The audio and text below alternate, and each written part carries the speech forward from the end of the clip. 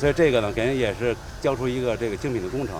这个为这个老人民也创造了一些福利。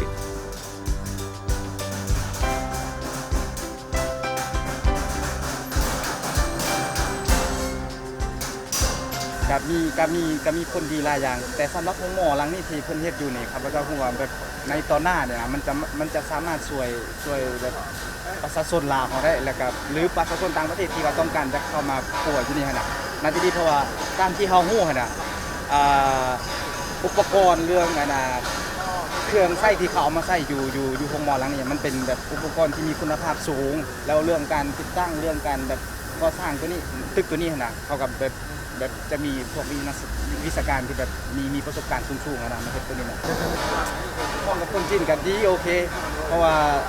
ในนามข้าพเจ้าเองที่คิดว่ามันก็ดีนั่นแหละตามที่เฮาฮู้จักขนาดแต่ว่าคนดีก็มีคนบ่ดีก็มีขนาดแต่ในนามที่เฮาฮู้จักเฮาเฮ็ดเวียกนำกับเจ้าก็ดีคนจีนเขาจะเป็นคนที่แบบคนที่ว่องไวขนาดก็จะเรียกปึ๊บก็คือต้องเรียกแน่นอนปั๊บปึ๊บปั๊บต้องแม่นเรียกแน่นอนก็จะเป็นโบราณซ่า